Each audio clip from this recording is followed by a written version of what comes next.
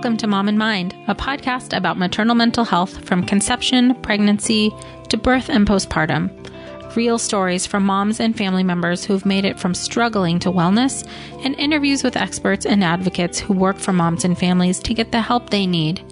We discuss very real struggles that can sometimes be hard to hear, but these are stories that need to be told so that moms and families can know that healing is possible.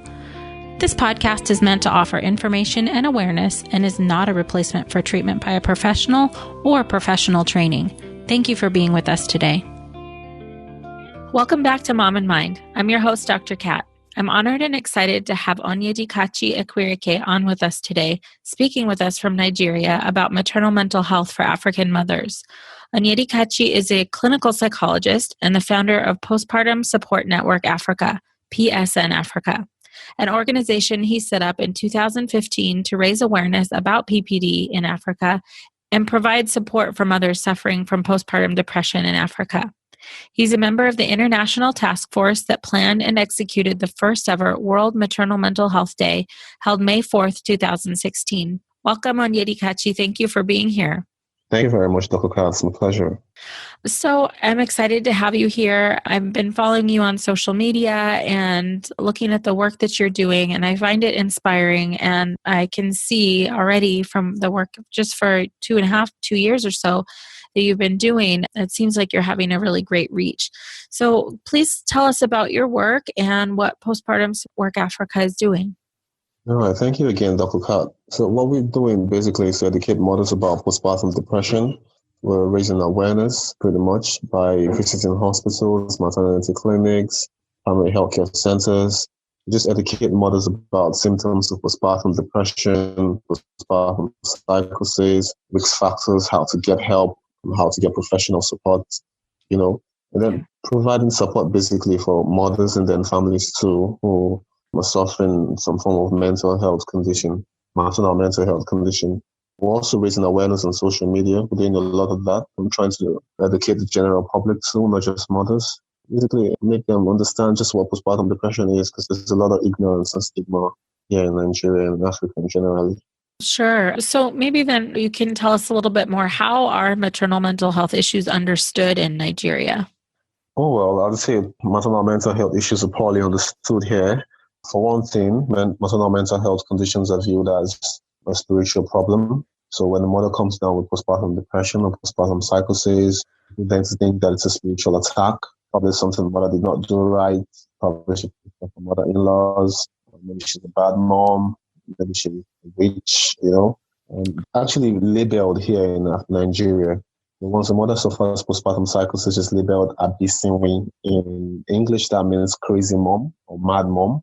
And then they are labeled so bad and the families are stigmatized. People are told not to marry from a particular family because once you have a baby, believe that automatically women from that family would run mad on quotes. So people avoid families where someone suffers postpartum depression and postpartum psychosis. It's really sad. In fact, mothers are getting kicked out of their houses because nobody wants to be associated with a witch. Nobody wants to have a witch raise their child. No relative of a husband who wants a wife who suffers postpartum depression after childbirth. So basically, it's poorly understood, and which is why we're trying to raise awareness. Right. And you've just, for the most part, relatively just started. Was there anything in place to understand this before you started doing your work? Pretty much there was nothing going on to help mothers before we started. Mothers really did not have an idea what postpartum depression was or what it is, or how to get help. There's no form of support, either at hospitals for mothers who suffer this particular maternal mental health condition. So basically, two things made me start doing this. A personal experience of a relative who got kicked out of her house because she suffered postpartum psychosis. The relative thought she was under some form of spiritual attack. I did all I could to help her get help. Encourage them to visit the psychiatrist. The stigma attached to it, or they didn't quite listen. She suffered alone in silence. And then I thought about it. There's nowhere to get help here in Nigeria and around Africa. So I stumbled upon Postpartum Support International. I was already raising awareness about postpartum depression here, though, when I stumbled upon them. But then they encouraged me, to continue doing what I do. And how about we actually take this thing further, just outside Nigeria, and educate mothers across Africa and just try to reach out to people. So we created a website where mothers could get access to information about postpartum depression, postpartum psychosis, postpartum anxiety, and basically every maternal mental health challenge. And then started offering free screenings. Then we designed our websites in such a way that mothers could take the Edinburgh postnatal depression test online. Then we analyze them. Then we contact them if we notice that they have symptoms of postpartum depression, and provide them information on how to get professional help. And it's been great, really. It's been a real great experience, helping mothers, supporting families. That's fantastic. People who basically had no idea, So your current reach is outside of Nigeria as well. It's your social media campaign goes all over Africa? Yes, it does. So we have visits from all across Africa. And then on social media allows us to reach a whole lot of people around Africa. And then people are coming on board our social media campaigns from different countries, Ghana, Kenya. And we have a mother from Kenya who also is actually supporting us. She had personal experience of postpartum depression too. And she's doing fantastic work herself, trying to spread the message all around Kenya. So we're having there's a ripple effect, really, basically. So we started small, but now we're growing and consciousness is rising. That's amazing. Wow. Yeah. I'm so happy for you and the work that you're doing. And that it sounds like people are really responding positively. Yeah, they are. I'm thankful really for that. Because considering that usually have positive feedbacks, especially from the government, they really don't understand what we're on about. They really didn't see postpartum depression as a problem. When we made them understand the severity of the condition, making them understand it's number one complication of childbirth, making them understand that a whole lot of mothers are suffering in silence, and then we began to get the support that we actually needed. In your process to get the organization going, you needed to go through the government and go through some steps to get things moving ahead? Yeah, for one thing, we had to register with the government, so we had to get that across the line first, and then we had to seek permissions from governmental authorities and hospital management to actually visit the hospitals and talk to mothers, gain access to the mothers really, because a large part of our work is about visiting hospitals, government-owned hospitals, where we have a whole lot of mothers come for antenatals, postnatal care, and then we educate them right there in the hospital. To get access to these women, we had to write several times to the hospitals, hospital management. In a country like this where not many people appreciate what we do, it was kind of difficult initially. Now we're getting access into hospitals, we're getting access to mothers, and then we're basically getting support now for the work that we do, to educate mothers. So it sounds like you have a team of people working with you or coordinating this with you to get into the hospitals and do this outreach? Yeah, certainly. I have a team of fantastic young individuals who have professional experience of some sort. Some of them psychologists, some of them psychiatrists, some of them gynecologists. But pretty much young guys who just got out of school, who understand what's happening, who understand that we need to actually raise awareness, And so they've been supporting me immensely. I'm really thankful for them, That's awesome. That's great. So you have this groundswell. People are starting to support your organization and get the word out and very supportive. What kind of folks are stepping up to support you guys? Yeah. At the moment, we have local celebrities, actresses, musician, comedians coming on board to join the campaign.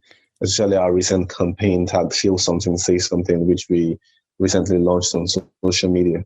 And so we have people asking for customized banners, just to pledge their support, writing one or two things about postpartum depression, encouraging people to speak up, encouraging people to stop stigmatization, and then basically just trying to raise consciousness. Oh, that's beautiful. I'm so glad to hear that you have that kind of support and people are stepping up in that way. So nice and so needed. I mean, you were just describing to us a little bit about the stigma and the kinds of beliefs that people have about moms who are going through this. So I imagine you've had quite an uphill battle to get the education out there. Yeah, it's been a lot of work, really. We had to start from the scratch. Right. And then speak to the people in the language that they understand. Sometimes we'll have to speak the local language just so that people understand what's happening.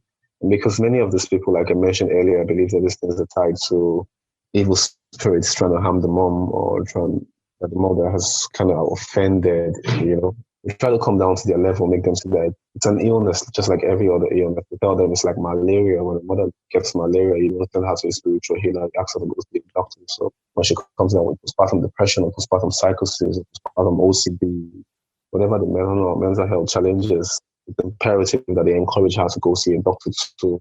And it's growing, really. It's growing. A lot of people are beginning to become more aware of what it is. That's fantastic. I mean, the education is so important. And, what you're saying is that the community members or family members might have these very specific ideas about what the mom is going through. She's having some sort of spiritual crisis or something's going on there. But what kind of things have you seen that the mom herself is thinking about what's going on? Honestly, the mothers really do not understand what's happening. They can't quite wrap their heads around it. They don't understand what's happening to them. This changes their weakness, and they just know they're not just themselves. They can't help what's happening to them, and there's no one to turn to. And suddenly they begin to believe the things that people tell them. Oh, maybe it's true that I have some spiritual problems. So what do they do? Once they realize that they have symptoms of postpartum depression, instead of seeing it for what it is, which is just a health condition, they run to spiritual healers. They basically take advice from friends, from relatives who would only advise them to go to a spiritual healer or a pastor. So many of these mothers themselves are beginning to believe that maybe it's true that they have some spiritual problem. Maybe it's true that maybe they are some form of witch. They don't know yet, but it's really sad. I was talking earlier about a woman who is a pastor who told her to stop giving out her clothes because pastor says her clothes were being used to attack her, so she stopped giving her clothes. And it's sad, really, when all she had was postpartum depression. So these are the kind of beliefs that most mothers are having, which is why it's important that a lot of education and awareness needs to continue as regards to this particular issue. Well, that seems pretty important then. Is the education that you're doing, are you also going out to spiritual healers and pastors, or what kind of work are you doing, or do you think needs to be done to support their understanding of what's going on? Yeah, so what we do really is to reach out to them via radio. So we go on radio and talk about postpartum depression, call out on religious leaders and spiritual healers to understand what it is and to know the symptoms of postpartum depression, so that once a member of the church, for example, comes up to them and say, oh, I feel like this, I feel very sad, guilt, I'm always crying, I can't sleep, I can't eat, then they understand that it's postpartum depression and then encourage their members to actually seek professional help. So that's what we're doing, really. We're trying to reach out to them via mass media, radio, and then social media too. To make them realize that it's really not a spiritual problem. And once they see it for what it is, they can then also encourage their members to reach out. And really, more work has to be done in this area to reach out to religious leaders and healers, make them understand just what postpartum depression or maternal mental health conditions are. Right. So you're really hitting with your work and your outreach, you're trying to educate everyone, the whole culture, the whole society about what's going on and have a fully different understanding than what historically they've had about mothers. That seems like it could be pretty difficult to do.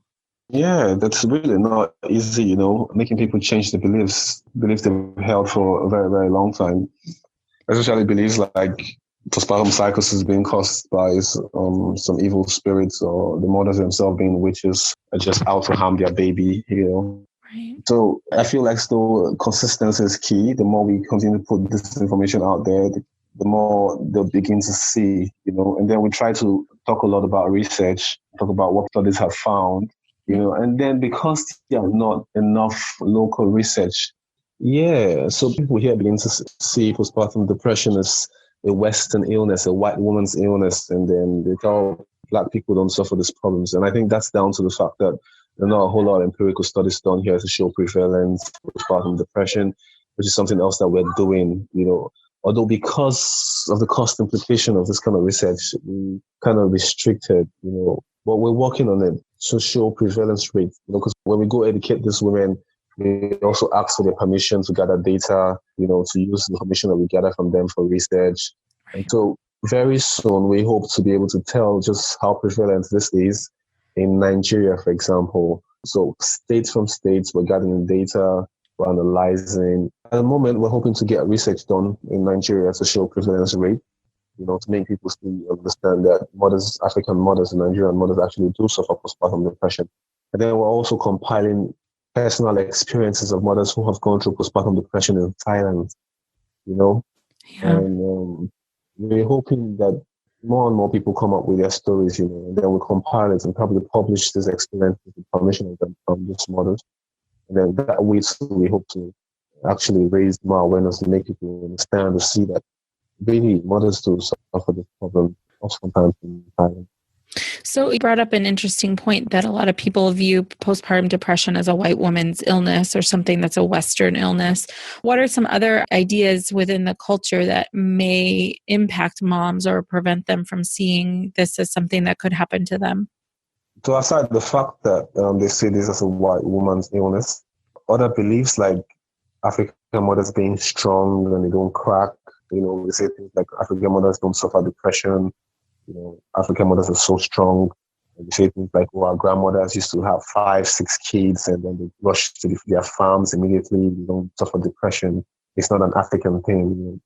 Things like this makes it very, very difficult for mothers to seek help because no one wants to appear weak, fragile. And then they also say things like mothers who suffer postpartum depression have some kind of character flaw. They're actually very wicked, bad people or bad mothers themselves. So if people are tagged this way, it makes it very, very difficult for people to come up and say, oh yeah, I have postpartum depression. And I think I mentioned earlier that there's a very demeaning name given to women who come down with postpartum psychosis here in Nigeria called Abisinwe. That's crazy mom or mad mom, Right. So it's very, very difficult. No one will want to come out to be identified as a mad mom or quote or a crazy mom, because there's a whole lot of stigma attached to it as well. Wow, right. So, the work that you're doing is so super important. And then, so you're helping to educate, you're helping people to understand that no, they're not crazy, they're not a bad mom. Are you finding it difficult to find specialists who can treat them, or is that part of what you guys are working on as well in terms of training and getting more professionals to support the moms once they've been identified as suffering? Certainly, it's a very huge challenge, especially here in Nigeria. We have a shortage of professionals who are trained specifically to help mothers go through this very, very difficult period, especially in other states in Nigeria. In Lagos State, where we're based, we get support, we get doctors, psychiatrists, psychologists. We have a network of professionals, and we're trying to expand that network. Yeah. And the point you made about training professionals to actually understand this illness is actually very valuable. It's something we're looking at. In fact, this year we're looking at holding a conference. Pray to God we pull it off, because we're still growing, but we're hoping to pull off a conference in May where we'll invite professionals, gynecologists, psychiatrists, psychologists, and just basically educate them and have professionals who are actually well-trained come in and then talk about postpartum depression, postpartum psychosis, and other perinatal mood and anxiety disorders, and just to make them understand what this condition, just encourage them to come on board and support more mothers. Because the truth is that postpartum depression gets undetected, undertreated here in Africa. Mothers go to the hospitals, they speak to gynecologists, they speak to doctors, and nobody tells them about postpartum depression. So we want to make it okay for you to talk about it, for you to raise it up, during postnatal, during antenatal. And yes, we're trying to basically get more and more professional support, make them aware of this problem. It's not like they're not aware, Yeah. Many of the gynecologists I've spoken with know what postpartum depression is. They just don't think that many mothers here in Africa go through it. They think it's textbook stuff. Right. So, especially if that raise awareness. Right. So especially if you're also dealing with the culture trying to make a shift, or you're trying to educate in a way that the sort of older ideas of this being a spiritual problem is not the case, then it's maybe not in everyone's the front of their minds to be looking out specifically for the symptoms and having that awareness in their clinics. So, I mean, the work that you're doing is so important and so valuable. And have you been able to see the progress of mothers who you've been able to intervene with and got them the help that they needed? And how are they doing? Have you been able to see that through? Oh, yes, certainly. We've had not a lot, okay, because firstly, it's very difficult for these mothers to come forward and say, oh, we Right. have postpartum depression and we need help. But a couple, since we started in 2015, we have successfully helped about 11 mothers, I think. 11 mothers, yes, 11 mothers. And fortunately for us, many of these mothers that we got to help, we actually intervened very early when we started to just notice symptoms of depression. And then we referred them to a network of psychologists here in Lagos. Most of the mothers are here in Lagos, Nigeria. And they were able to recover. And the funny thing about this is, especially for mothers who did not require antidepressants, mothers who just benefited from psychotherapy, they say, how's it possible that they feel better without drugs, without medication? They just don't understand how it works. And again, that's because not many people are familiar with the work psychologists do.